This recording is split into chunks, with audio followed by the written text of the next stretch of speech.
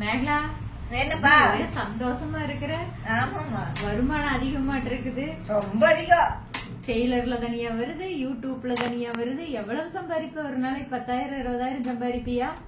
மாசம் லட்சக்கணக்கில் சம்பாதிப்ப. யூடியூப்ல வீடியோ போட்டு காசு வருதுன்னு சொன்னாங்களா? எப்படி? அதான் ஊருக்குள்ள உன்னை பத்தி தான் ஒரே பேச்சா இருக்குதுவோ. என்னன்னு மேகலாட்டு இருக்கோன்னு இப்படி சம்பாதிக்கிறா பாரு அப்படின்னு சொல்லி எல்லாரும் உன்னை பெருமையா பேசுறாங்க. ஆமாமா பேசுவாங்க. இங்க வர்றது எங்களுக்கு தானே தெரியும். நிறைய பேர் அப்படித்தாங்க கேக்குறீங்க, யூடியூப்ல உங்களுக்கு என்னக்கா எவ்வளவுக்கா காசு வருது, வீடியோ எடுத்து போட்டுக்கிட்டே இருக்கிறீங்களேன்னு. எங்க வருது காசு? யூடியூப்ல வருது காசு, தைக்கிறதுல வருது. எங்க வீடியோ எடுத்து போடுறது எவ்வளவு கஷ்டம்னு தெரியுமா? ஒரு வீடியோ எடுக்க நின்னுட்டு 1/2 மணி நேரம் நின்னுட்டு வீடியோ எடுத்துட்டு இருக்கோன்னு அந்த நேரத்துல உட்காந்து தைச்சிட்டு இருந்தா கூட பரவாயில்ல. சரி, நம்மளுக்கு தெரிஞ்ச விஷயத்த 2 பேர்த்துக்கு சொல்லி தருவோம். எப்பனாலும் சரி, காசு வந்தா வரட்டும், வராட்டியும் பரவாயில்ல, நமக்கு தெரிஞ்சதை யாரோ 2 பேர் பயன்படுத்த அப்படின்னு சொல்லிட்டு வீடியோ போட்டா இவங்க கேக்குறாங்க யூடியூப்ல உங்களுக்கு காசு. அதுலயும் ஒரு ஆள் வந்து கேட்டுக்கு வரு, என்ன யூடியூப்ல உங்களுக்கு மாசம் 1 லட்சம் வருமானு? ஏமா என்னமா எனக்கே தெரியாது யூடியூப்ல காசு வருங்க, நீங்க சொல்லி தந்துருது. அதுலயும் வேற 1 லட்சம் வருதமா அப்படின்னு வேற கேக்குறீங்க. அக்கா யூடியூப்ல காசு வர்றது இல்லையாக்கா? அது எப்ப வரும்னு யூடியூப்ப கேட்டா தான் தெரியும். எனக்கு எங்க காசு வருது? நீங்களா சொல்லுங்க, எப்ப காசு வருங்க? எனக்கு அதெல்லாம் தெரியலப்பா. 3800 மணி நேரம் போயிடுச்சு, ஏதோ 4000 மணி நேரம் போயிடுச்சுன்னா காசு வரக்கு வாய்ப்பு இருக்குதுன்னு சொல்றாங்க. எனக்கு தெரியல. உங்களுக்கு யாராச்சும் தெரிஞ்சதுன்னா யூடியூப்ல எவ்வளவு மணி நேரம் போனா காசு வரும்னு தெரிஞ்சதுன்னா எனக்கு சொல்லுங்க. இப்படின்னு கேக்குறீங்க. அதுக்கப்புறம் தைக்கிறது, ஒரு ஜாக்கெட்டுக்கு 500 ரூபாய் வாங்குறியாமா. அதுலயும் ஆரி ஒர்க் எல்லாம் சிக்கு 4 ஸ்டோனை ஒட்டி கொடுத்தீங்கன்னா 5000 10,000 வாங்குறியாமா.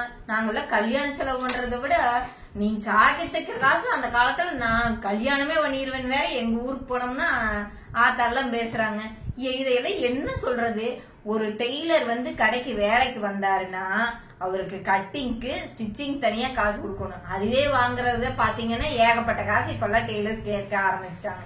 அது மட்டும் இருக்குது, அவங்களுக்கு வீடு பார்த்து கொடுக்கணும், அட்வான்ஸ் நாம கொடுக்கணும், மாசம் ரெண்ட் கொடுக்கணும். அது மட்டும் இல்ல சிலிண்டர் வேற வாங்கி கொடுக்கணுமாமா. இத்தனை கண்டிஷன் போடுறாங்க. டெய்லர் வேணும்னு நம்ம வெளியூர்ல இருந்து ஆள் வேணும்னு கேட்டோம்னா இத்தனை கண்டிஷன் போடுறாங்க. ஏக்கா நீங்க வெளியூர்ல இருக்கிற ஆளே தான் வேணுமா, உங்களுக்கு உள்ளூர்ல ஆள் வேண்டி இருக்க மாட்டாங்களான்னா எங்க வரீங்க? 2 நாள் வரீங்க, 2 நாளைக்கு வர்றது இல்ல. ஒன்னே காசு கேட்பீங்க, 7 மணிக்கு மேல டெய்லர் காசு கேட்பாங்க. அனுப்பிச்சாலும் வரமாட்டாங்க, அனுப்பலைனாலும் நீங்க நேற்று அனுப்பலின்னு வரமாட்டாங்க. அனுப்பிட்டோம்னா அவ்வளவுதான், 2 நாளைக்கு அவங்க எந்திரிக்க மாட்டாங்க, அதுக்கும் வரமாட்டேங்கிறாங்க. எத்தனை பிரச்சனையை நாங்க பேஸ் பண்ண வேண்டியதா இருக்குது. அது மட்டும் இருக்குதா, கஸ்டமர் என்னென்ன பண்றாங்கன்னு நானும் உங்களுக்கு எத்தனை சொல்லியிருக்கேன். 50 பிடிப்பாங்க, 100 ரூபாய் பிடிப்பாங்க, பாதி துணியை வாங்குவாங்க, மீதி துணி இங்க இருக்கு, நம்மள பார்த்தா திரும்பி பார்க்காம ஓடுவாங்க. இத்தனை பிரச்சனையும் சமாளிச்சு அப்புறம் ஏன் நீ இத்தனை பிரச்சனையும் பண்ணிட்டு இந்த பிசினஸ் பண்ணிட்டு இருக்கிறேன்னு கேக்குறீங்களா? ஒண்ணும் பண்ண முடியாது. இந்த பிசினஸ் தான் எனக்கு தெரியும், இதுதான் பண்ண முடியும், இது லாபம் இல்லைன்னு சொல்ல முடியாது. ஆனா நீங்க சொல்ற மாதிரி லட்சமாவெல்லாம் வர்றது இல்ல. அந்த மாதிரி நீ ஈஸியா சம்பாதிக்கிற, ஒரு நாளைக்கு இவ்வளவு 1000 சொல்றீங்கல்ல, வேணா ஒரு நாள் முதல்வன் மாதிரி உங்களுக்கு என்னோட பதவி வேணா ஒரு நாளைக்கு தரேன், வந்து உட்கார்ந்து பாருங்க இதுல எத்தனை பிரச்சனை இருக்குதுன்னு. பிசாம நான் வீட்லயே இருந்துக்கிறேன்னு ஓடி போயிருவீங்க. இது நல்ல பிசினஸ் தாங்க. ஒரு மிஷின் இருந்ததுன்னா போதும், நம்ம உட்கார்ந்து தைச்சோம்னா நம்ம யாரையுமே எதிர்பார்க்க வேண்டியது இல்ல, நல்லா சம்பாதிக்கலாம். நம்ம இதுல நடக்கிற ஒரு விஷயத்தையும் ஒரு பாடமா எடுத்துக்கிட்டு அடுத்தடுத்தது என்ன பண்ணணும்னு யோசிக்கணுமோ தவிர இதுல ப்ராப்ளம் இருக்குது, இந்த பிசினஸ் வேண்டாம்னு நம்ம நினைக்க கூடாது. ஒரு பிசினஸ்ல நம்ம ஜெயிக்கிறோம் தோக்குறோம் அப்படிங்கறது அந்த ஃபீல்ட்ல இருக்கிற தப்பு கிடையாதுங்க. அது நாம பண்ற தப்புனாலதான் அந்த ஃபீல்ட்ல நாம தோத்து போறோம். அதனால எந்த பிசினஸ் பண்ணாலும் அதை லவ் பண்ணி பண்ணோம்னா நம்ம சக்சஸ் பண்ண முடியும். ஆனா ஈஸியா போய் யாருகிட்டையும் நீ இவ்வளவு சம்பாதிக்கிறியாமான்னு இப்ப நிறைய பேர் என்கிட்ட கேக்குறீங்க.